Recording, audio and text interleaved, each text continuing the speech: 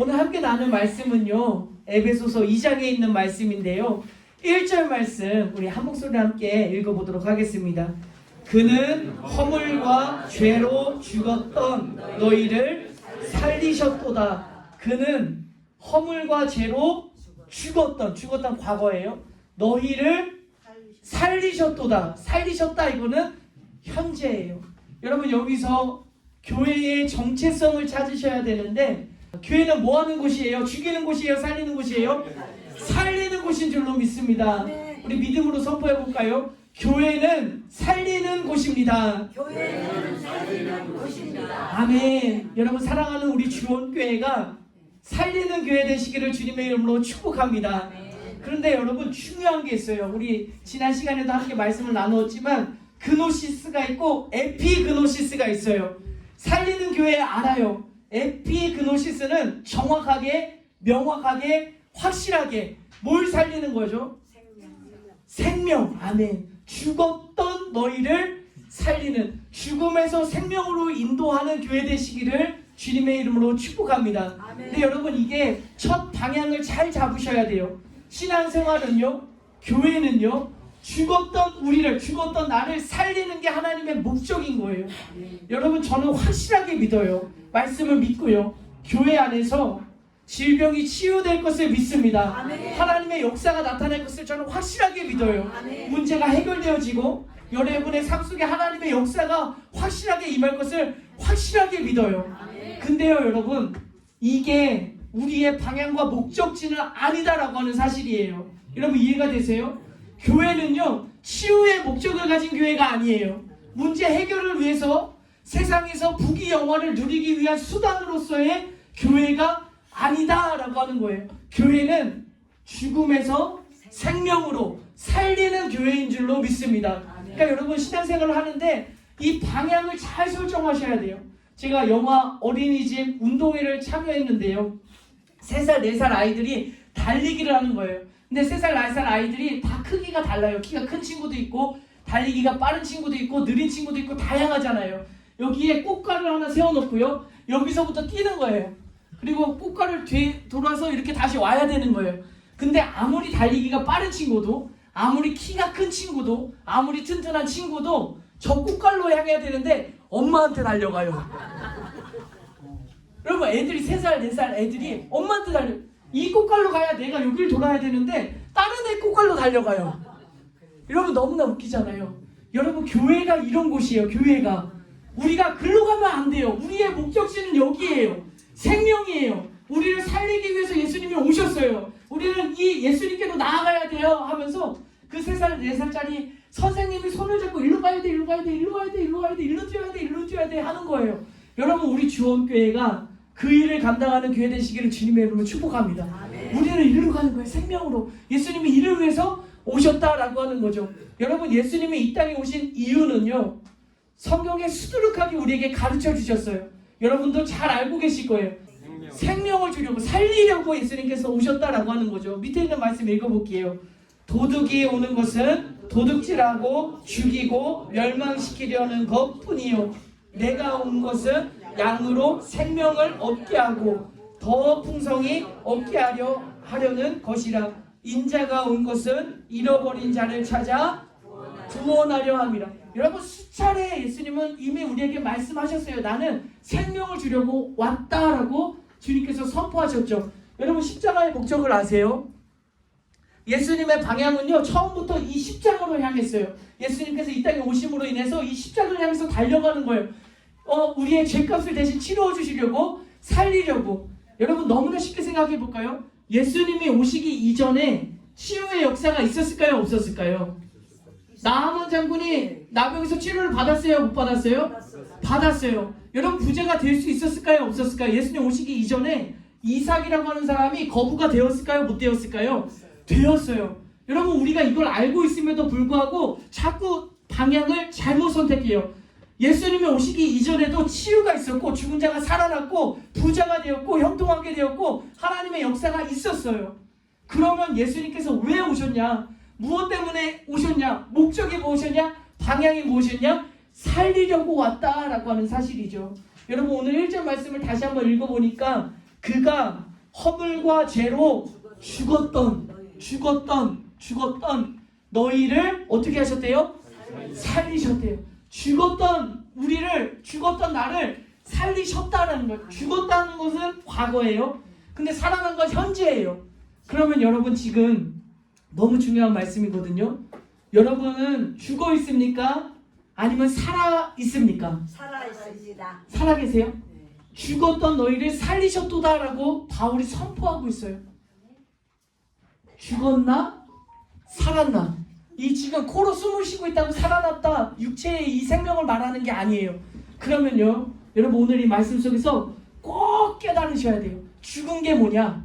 살아있는 게 뭐냐? 그게 2절 말씀과 3절에서 나오거든요. 우리 한번 같이 한번 읽어보도록 하겠습니다.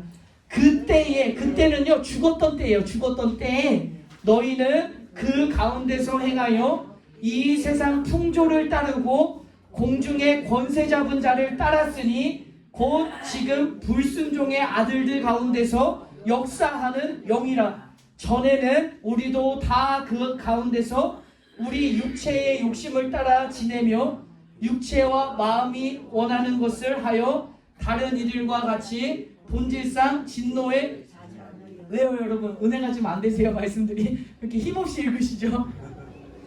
여러분 뭐냐면 그때에 죽었던 모습을 보여주는 거예요. 어떤 모습이냐면 말씀에 뭐라고 이야기하냐면 세상의 풍조를 따랐다. 여러분 이거 죽은 모습이라는 거예요. 그럼 내 모습을 보세요. 나는 세상의 풍조를 따라요? 하나님의 말씀을 따라요? 하나님의 말씀을 따라요. 여러분 삶을 보셔야 돼요. 내가 세상의 풍조를 따르고 있다면 내가 교회 다니지만 예배드리지만 죽어있는 상태다라고 하는 것을 가르쳐주는 거예요. 여러분 내 삶을 한번 돌이켜보세요. 여러분의 마음을 보세요. 육체의 욕심을 따라 살아가는 거 죽어있는 상태다라고 이야기하는 거예요. 내 육체의 욕심을 따라 사는 거, 내 육체의 마음이 원하는 대로 살아가는 거, 이건 죽었던 때다라고 이야기를 하는 거예요. 사도 바울은요 지금 어떤 심정으로 이야기를 하고 있는 거냐면 그가 허물과 죄로 죽었던 너희를 살리셨도다, 이 이야기는요, 이 말씀은 그냥 바울의 심정으로 직설적으로 말씀드리면 살아있는 너희가 왜 죽은 사람의 모습처럼 살아가고 있냐는 거예요.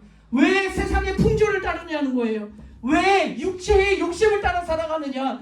주님께서 살리셨는데 왜 죽었던 모습 그대로 살아가고 있느냐라고 그들을 향해서 선포하고 외치고 있다라고 하는 사실이에요.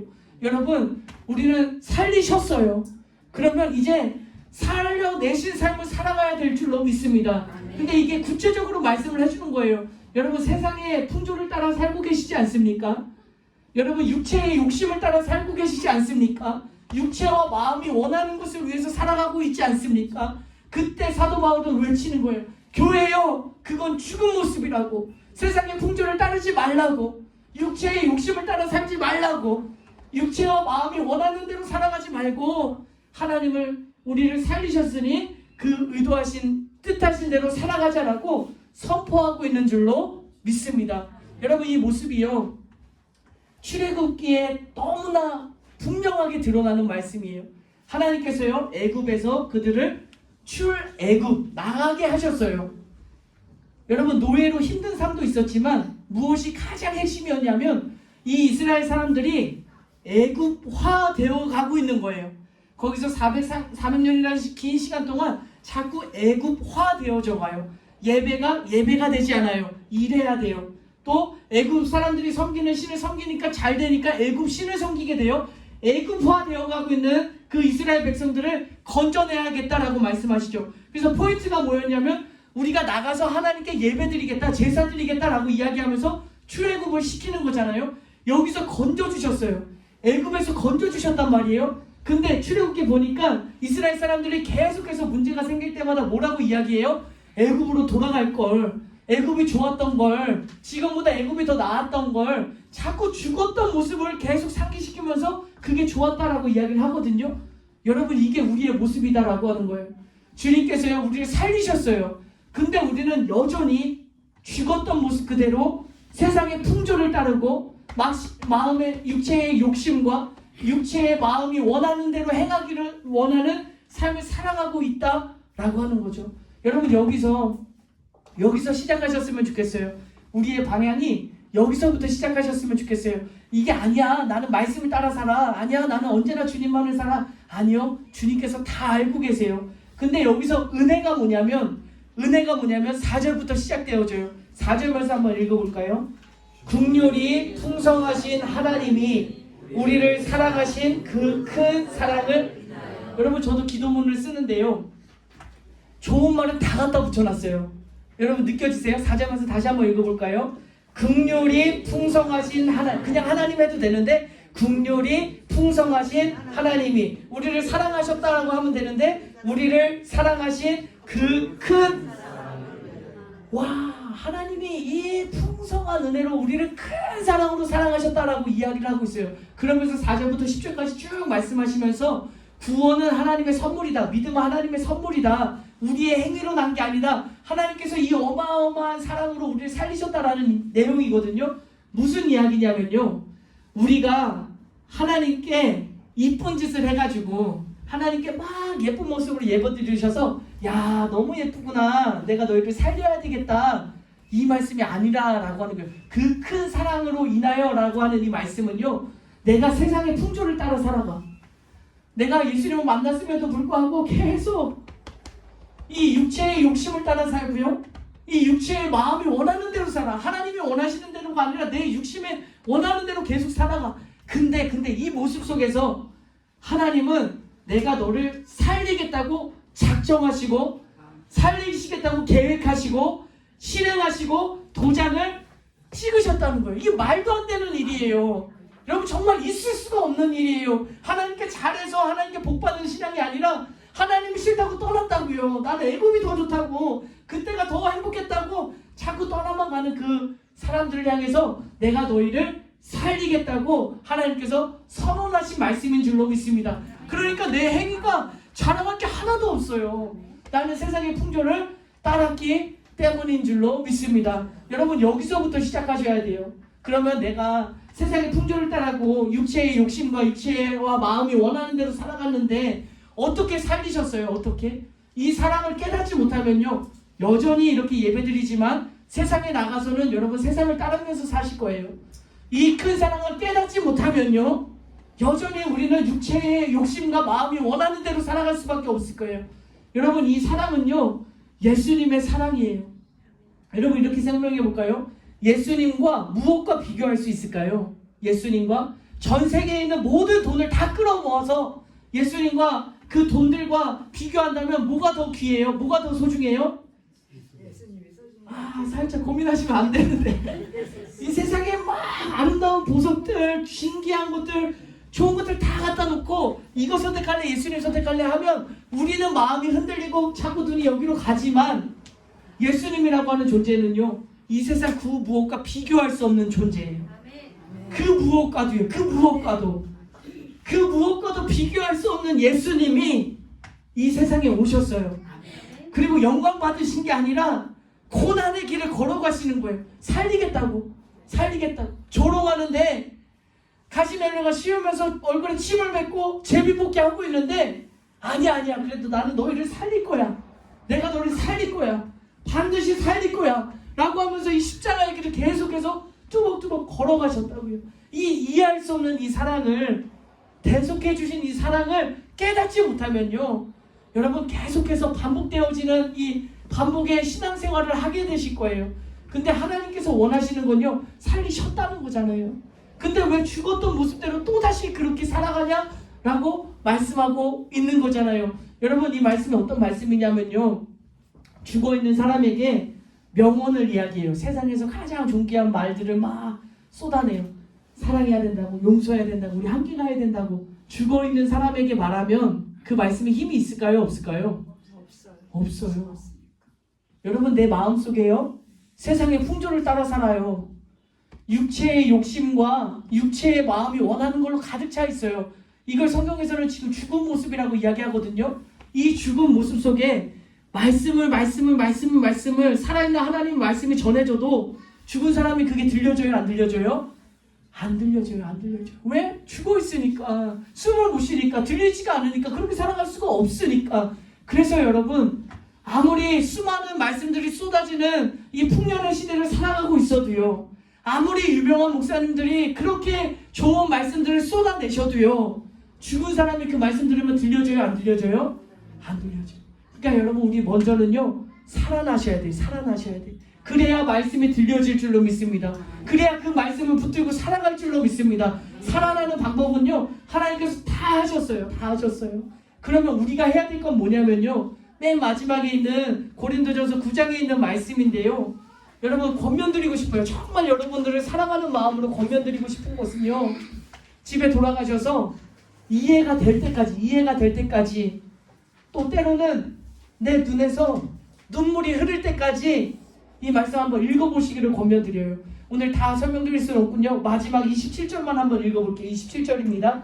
내가 내 몸을 쳐 복종하게 함은 내가 남에게 전파한 후에 자신이 도리어 버림을 당할까? 지금 바울이 뭐라고 이야기를 하고 있냐면, 내가 내 몸을 어떻게 한대요? 내가 내 몸을 쳐서 어떻게 한대요? 복종하게 한대요. 이 몸은요, 오늘 에베소서에 나오는 육체예요. 육체의 욕심과 육체와 마음이 원하는 것을 내가 매일매일 치는 거예요. 여러분, 이 말은 뭐냐면, 다메섹에서 바울이 예수님을 만났어요. 기이한 체험을 했어요. 그의 사명과 그의 삶의 목적이 정해졌어요. 그러고 이게 일회성으로 끝난 게 아니다라고 하는 거예요. 일회성으로 이 문제가 해결된 게 아니에요. 계속해서 사역을 하면서도 어떤 문제가 있었냐면, 내 마음속에서 세상의 풍조를 따라, 내 마음속에서 욕심대로 살고 싶어. 나도 사람들에게 칭찬받고 싶고, 나도 세상 사람들에게 영광받는 그런 삶을 살고 싶어. 그러니까 이 바울이 뭐라고 이야기하냐면, 내가 내 몸을 쳐서 복종시킨다는 거예요. 여러분, 이 말씀은 뭐냐면, 여러분 살아있는 삶은요, 매일매일 공격하실 거예요. 여러분의 마음을, 여러분을 죽이려고 끝까지 세상을 따르라고, 세상의 방법이 더 귀하다고, 한 번뿐인 인생 그래도 즐기면서 살으라고, 마음에 원하는 거, 내 마음의 욕심을 이루는 삶을 살으라고, 지금 이 순간 끝나는 게 아니에요. 해결되는 게 아니에요. 내일 나가시면 여러분의 삶의 현장에서 이 문제가 또 이렇게 부딪힐 거예요. 그러면 우리 마음속에서요, 이 말씀을 보면서 안 된다고, 나는 죽어있는 상태가 아니라 난 지금 살리셨다고, 예수님께서 이해할 수 없는 그 사랑으로 나를 살리셨다고, 나는 세상의 풍조를 따르지 않는다고, 나는 내 마음의 욕심을 위해서 내 마음과 내 육체가 원하는 대로 살지 않겠노라고, 이게 살아있는 모습인 줄로 믿습니다. 여러분, 그런 삶을 살아가시기를 간절히 소망해요. 여러분, 교회를 위해서도 아니고요, 다른 어떤 목적도 있어서도 아니에요. 여러분 꼭 살아나셔야 돼요. 이 문제는요, 이 첫 단추는요, 이 첫 방향이 잘못되어지면요, 우리의 신앙생활을 엉뚱한 데로 가요. 한평생 신앙생활하지만 엉뚱한 목적지에 도착한다고요. 생명으로 나아가셔야 돼요. 사는 게 목적이에요. 물에 빠진 사람이 있습니다. 예를 들어서 한번 생각해보요. 강에서 수영을 하다가 물에 빠졌어요. 사람이 죽어 있어요. 이 사람에게 원하는 게 뭐예요? 이 사람에게 있어야 할 건 뭐예요? 생명이에요. 돈을 더 벌라? 뭐 좋은 취직 당하는 거 이거 아니에요. 살아야 돼. 어제 미나가 열이 나더라고요. 막 39도 막 이렇게 막 올라가면, 제가 미나한테 원하는 건 아무것도 없어요. 가서 돈 벌어 와라, 가서 뭐 해와라, 가서 효도해라, 물 떠와라, 심부름 그런 거 하나도 원하지 않아요. 사는 게 중요해요. 사는 게. 아프지 않고 건강한 게 저에게는 목적이에요. 근데 제가 어젯밤에 무슨 생각을 했냐면, 하나님, 이 마음이 변하지 않게 해주세요. 근데 여러분, 사는 게 중요한 건데, 제가 아이들이 커가면서 어떤 마음이 들게 되냐면, 좋은 학교 가야지, 그래도 공부 잘해야지, 그래도 뭐 해야지 이런 욕심들이 자꾸 생긴다고요. 근데 이 본질은 뭐냐면 사는 거예요. 사는 거, 생명을 가지는 거, 하나님을 알아가는 거, 하나님의 뜻을 이루어가는 거. 하나님, 제가 이 본질을 잃지 않게 해주세요라고 어젯밤에 약을 먹으면서 그런 기도를 드렸었는데요. 여러분, 우리의 인생이에요, 마음의 욕심과 육신이 원하는 것들이 얼마나 많은지 모르겠어요. 근데요, 죽으면 다 도루묵이래요. 도루묵. 무슨 뜻인지 잘 모르겠죠? 말처럼 도루묵이 소용없다는 말인가요? 여러분, 본질을 향해 나아갔으면 좋겠어요. 잃기 전에, 다 없어지기 전에 여러분의 삶이 생명으로 향하는 우리 주원교회 되시기를 주님의 이름으로 축복합니다. 하나님, 감사합니다. 오늘도 말씀 앞에 섰습니다. 그가 허물과 죄로 죽었던 너희를 살리셨도다. 살리셨는데 왜 죽었던 모습 그대로 살아가고 있느냐고. 왜 세상의 풍조를 따르냐고, 왜 육체의 욕심을 따라 살아가냐고, 왜 육체와 마음이 원하는 대로 살아가느냐고, 살리실 그 구원받은 삶을 살아가노라고 고백했더니 바울의 외침이 이 시간 우리의 마음속에 임하게 하여 주옵소서. 나는 영적으로 죽은 상태입니까? 아니면 살아있는 상태입니까? 영적으로 분별하게 하여 주시고 하나님의 그 큰 사랑으로 인하여 다시 한번 살리는 하나님의 역사가 나타나게 하여 주옵소서. 하나님, 죽으면 무엇이 소용이 있겠습니까? 죽으면 무엇이 중요합니까? 본질을 놓치지 않게 하여 주시고 생명을 향하여 뚜벅뚜벅 묵묵히 나아갈 수 있는 우리 주원교회 될 수 있도록 축복하여 주옵소서. 이 시간 감사한 마음으로 주님 앞에 눈물로 기도하며 나아갔습니다. 회개했습니다. 고백했습니다. 결단했습니다. 하나님, 내일부터 영적인 전쟁이 또 다시 시작될 터인데 세상의 풍조를 따르지 아니하고 내가 내 몸을 쳐서 복종시켜 주님과 동행하는 아름답고 복된 한 주가 펼쳐질 수 있도록 하나님 축복하여 주옵소서. 우리 사랑하는 주의 자녀들 가정과 직장과 사업터를 주님 축복하여 주옵소서. 이 시간 하나님 앞에 귀한 예물 드렸습니다. 어떤 마음으로 드렸는지 하나님께서 아시오니 드린 손길손길마다 하나님의 역사가 나타나게 하시고 마음에는 주님 주시는 기쁨과 평안이 넘쳐나게 하여 주옵소서. 또한 식사봉사로 차량 운행으로 보이지 않는 곳에서 교회를 청소하며 수고하며 기도하며 전도하는 모든 손길들 하나님 기억하여 주셔서 걸음걸음마다 하나님의 은혜가 예수 그리스도의 향기가 뿜어져 나올 수 있도록 축복하여 주옵소서. 한 주간의 삶을 주님께서 붙드시고 동행하여 주옵소서. 이제는 우리 구주 예수 그리스도의 은혜와 하나님 아버지의 무한하신 사랑하심과 성령님의 감화감동 위로 역사하심이 세상의 풍조를 따르지 않겠습니다. 육체의 욕심과 육체와 마음에 원하는 것을 따르지 아니하고 주님 바라보며 나아가겠습니다. 고백하며 나아가는 우리 사랑하는 주의 자녀들에게 이제로부터 영원토록 함께 하시기를 간절히 축원하옵나이다.